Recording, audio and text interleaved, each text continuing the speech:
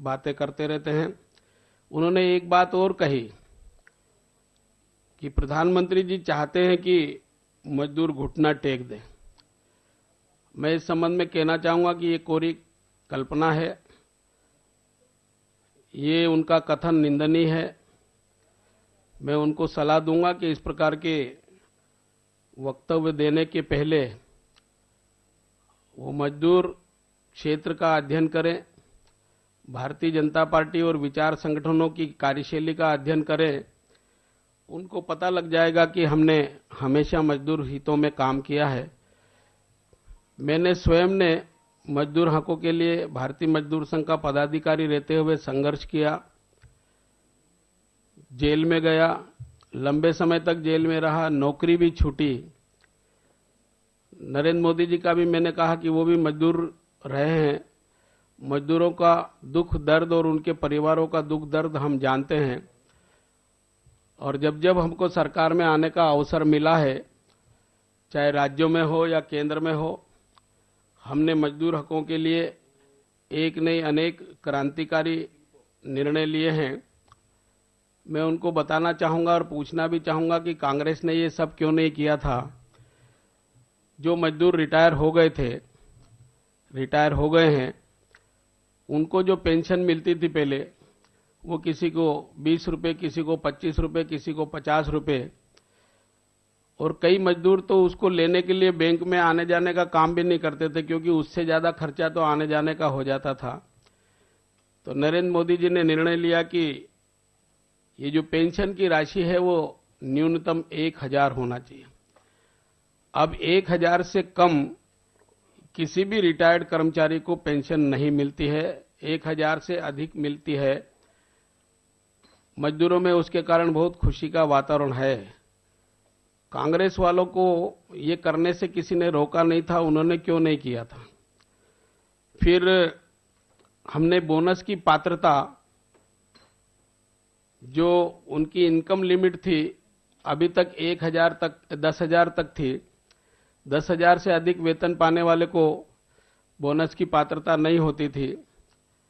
नरेंद्र मोदी साहब की सरकार ने निर्णय लिया है कि 10,000 की बजाय 21,000 होगी। अब इसके कारण लगभग 2 करोड़ श्रमिक और अधिक संख्या में बोनस की पात्रता में आ गए हैं और उनको भी बोनस मिलने लगेगा। बोनस की जो गणना होती थी, अभी तक वो 3,500 रुपए के मानदंड से होती थी, अब वो गणना 7,000 के मान से होगी। पहले 8,400 से अधिक बोनस सामान्यतया किसी को न्यूनतम मिलता था। अब उसकी जो धनराशि है वो बढ़कर के न्यूनतम 16,800 हो जाएगी, अर्थात 16,800 से अधिक ही बोनस मिलेगा। ये मजदूर हितों में एक क्रांतिकारी कदम है। इसके साथ ही साथ असंगठित क्षेत्र के श्रमिक, ठेकेदार लेबर, कैजुअल लेबर, आकस्मिक लेबर जिसको बोलते हैं, इस प्रकार के जो श्रमिक होते हैं, उनको 2 महीने, 3 महीने, 4 महीने, 6 महीने, साल भर की कहीं नौकरी मिलती है, फिर छूट जाती है, वो फिर कहीं चले जाते हैं। तो नियमानुसार उनका जो जीपीएफ है, प्रोविडेंट फंड, वो यहां जिस नंबर से बना है, वो अगर वहां से नौकरी छोड़ करके किसी अन्य संस्थान में चला गया और नौकरी करने लग गया, तो उसका जीपीएफ नंबर वहीं हो जाता था और नई जगह नया लाना पड़ता था, और वो जो पुराना वाला है जीपीएफ, उसका पैसा वसूल करने में उसको बहुत कठिनाई होती थी। कई बार स्थान छोड़कर जब दूसरे स्थान पर चला जाता था, तो वो धनराशि वहां लेने जाने के लिए उसको खूब मशक्कत करना पड़ती थी, फॉर्म भरना पड़ता था, जीपीएफ कार्यालय में जाना पड़ता था, वहां जिस संस्था में काम करता था उसके लेबर ऑफिसर से दस्तखत कराना पड़ते थे, मैनेजर से दस्तखत कराना पड़ते थे। वो सब कराने में जितना खर्चा होता था, उससे वो घबराता था और वो उसकी जीपीएफ की राशि पड़ी की पड़ी रह जाती थी। और अभी तक इस प्रकार की धनराशि 27,000 करोड़ रुपए सरकारी खजाने में जीपीएफ अकाउंट के नाम से पड़ी हुई थी। हमने ये सोचा कि उन मजदूरों को उसका हक मिले और जिस मजदूर का वो जीपीएफ अमाउंट पड़ा है उसको मिल जाए, इसलिए ऐसे सब लोगों की ढूंढाई करके उनको एक यूनिक कार्ड बनाने का निर्णय लिया और यूनिक कार्ड बना करके हमने देना प्रारंभ किया है। उसका लाभ ये हुआ है कि उनको जो पुराना पैसा पड़ा था जीपीएफ का वो भी उनको अब मिलने लगा है। इस प्रकार से और अभी भी कुछ नियम हम ऐसे बना रहे हैं जो शुद्ध रूप से मजदूर हकों के लिए है, मजदूरों के अधिकारों को और मजबूती प्रदान करने वाले हैं। ऐसी स्थिति में राहुल गांधी जी के ये कथन असत्य, निराधार, मनगढ़ंत और निंदनीय है। मैंने जो पढ़ा है और उन्होंने जो कहा है वास्तव में वो उनकी नासमझी है। अगर मैं ये कहूं कि बौखलाहट है तो भी कोई अतिशयोक्ति नहीं होगी। इसके साथ ही साथ देश के प्रधानमंत्री जी ने असंगठित श्रमिकों के लिए ये जो जनधन योजना बनाई है, सर्वाधिक लाभ उनको इससे मिलने वाला है। ये जो बीमा योजना है, चाहे 12 रुपए वाला हो या 330 रुपए वाला हो, ये उन मजदूरों के लिए सर्वाधिक फायदे की योजना है।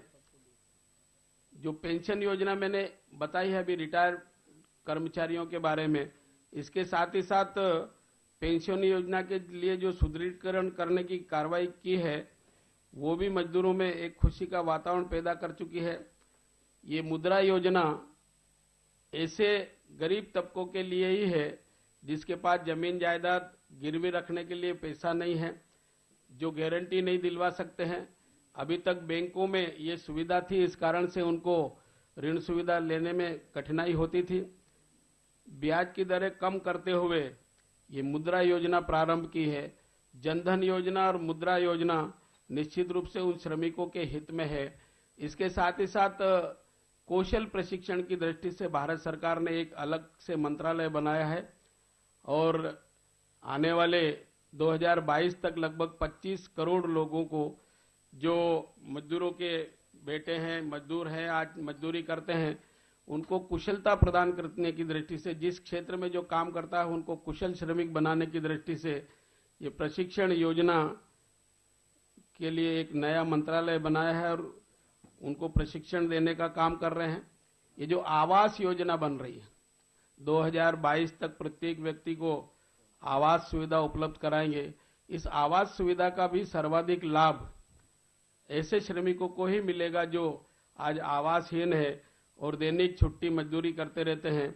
इस प्रकार से नरेंद्र मोदी साहब की सरकार मजदूरों के हित में ज्यादा सक्रियता से कानून कायदे भी बना रही है और उनके हितों के ध्यान में रख करके उनको सम्मान देने की स्थिति में उनके लिए आने वाले सत्र में भी और कुछ नियमों में संशोधन करके मजदूर विधियों को मजदूर के हक में और मजबूती देने का काम कर रही है। ऐसी स्थिति में राहुल गांधी जी का ये कहना कदापि उचित नहीं है।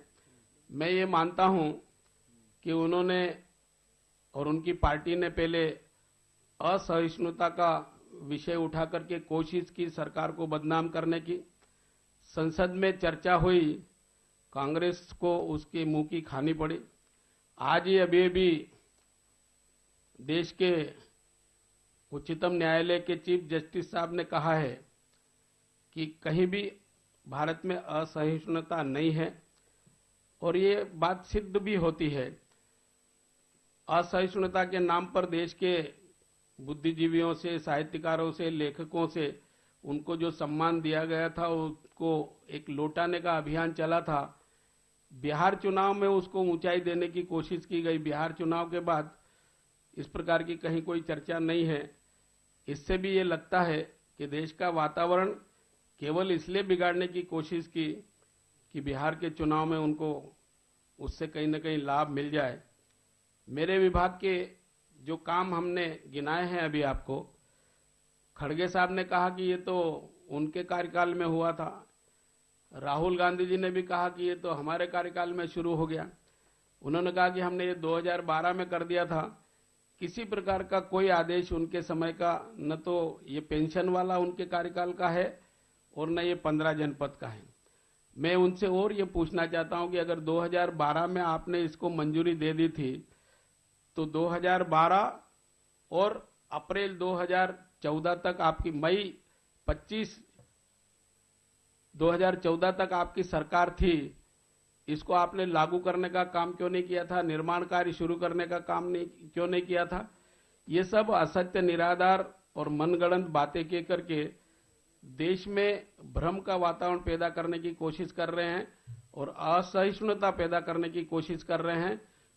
उनके इस प्रकार के कथनों की मैं निंदा करता हूं और आग्रह करना चाहूंगा कि देश हित में सामाजिक समरसता को ध्यान में रखते हुए इस प्रकार की अनर्गल बातें करना बंद करें। ठीक, मेरी बात हो गई। कोई सवाल?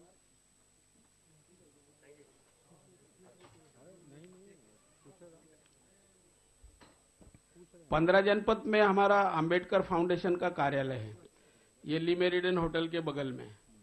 हम ये महसूस कर रहे थे कि अंबेडकर जी ने भारत के संविधान निर्माण में अहम भूमिका निभाई। हम तो ये भी कह सकते कि उन्होंने भारत को एक अच्छा संविधान दिया और वो सबके हित का काम करते थे। सामाजिक समरसता की दृष्टि से विदेश में जाकर के पढ़ाई की, वो चाहते तो वहां रह सकते थे, स्थायी निवास बना सकते थे, अच्छी नौकरी कर सकते थे, परंतु उन्होंने देश में जो उस समय परिस्थितियां थी, उस परिस्थितियों को ठीक करने के लिए संघर्ष किया था और इसी दृष्टिकोण को ध्यान में रख करके वो विदेश में रहने के बजाय यहां आए थे और उनकी उन बातों को लेकर के हमारा अंबेडकर फाउंडेशन प्रचार प्रसार करता है और उनकी कही हुई बातों को जन जन तक पहुंचाने का प्रयास करता है। तो अंबेडकर फाउंडेशन का कार्यालय वहां स्थापित किया गया है लंबे समय से। हमने सोचा कि अंतर्राष्ट्रीय स्टडी सेंटर बनाए तो ये उपयुक्त स्थान है, इस कारण से वहां बनाया।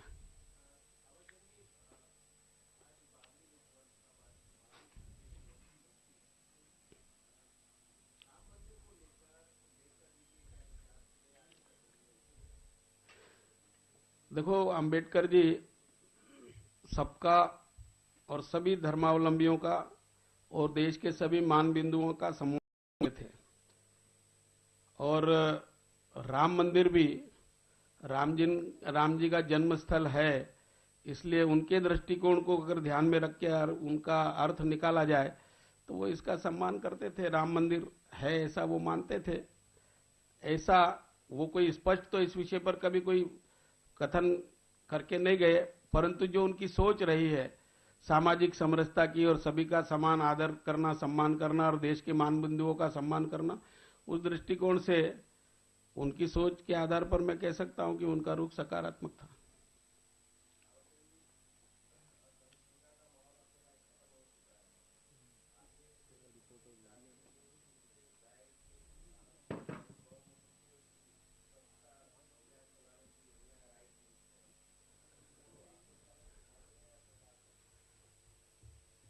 देखो, ये अपवाद स्वरूप कोई कुछ लोग मिलकर के कोई इस प्रकार की चर्चा उठाते हैं तो इसको असहिष्णुता है ऐसा तो कह नहीं सकते। देश 125 करोड़ जनता का है, आबादी का है और देश में 95% से अधिक समरसता का वातावरण है।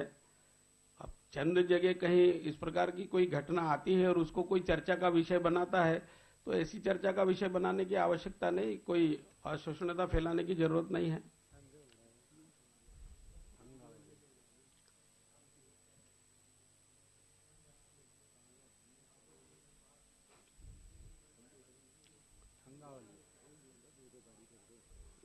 देखो, इस संबंध में भारतीय जनता पार्टी और सरकार कोई नई बात कहने वाली नहीं। एक बार नहीं अनेक बार हम हमारा पक्ष जनता के सामने रख चुके हैं।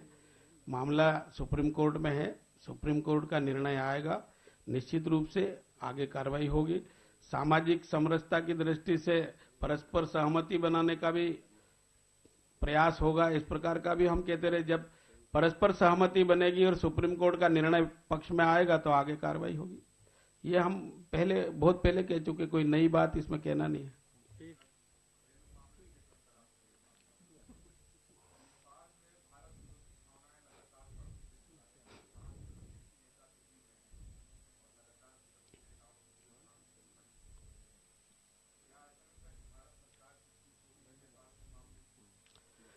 भारत सरकार पड़ोसी देश नेपाल की गतिविधियों पर और जो वहां विषय है उस पर सजग है, उनके संज्ञान में है। भारत सरकार के विदेश मंत्री जी भी और प्रधानमंत्री जी भी नेपाल वासियों के साथ और नेपाल की सरकार के साथ निरंतर संपर्क में है।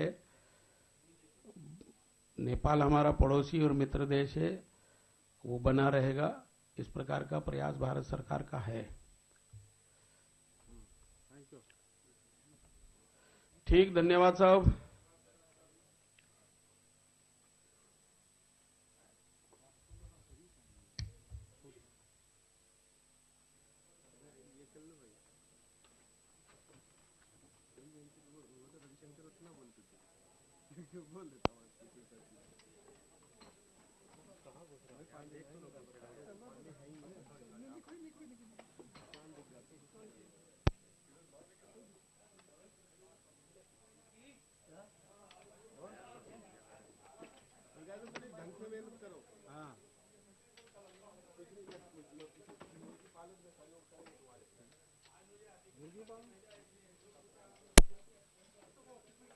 मुर्गी पालन के करवा रहा बल्लू,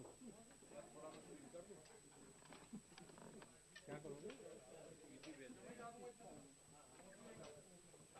कौन सा कर लिया आपने?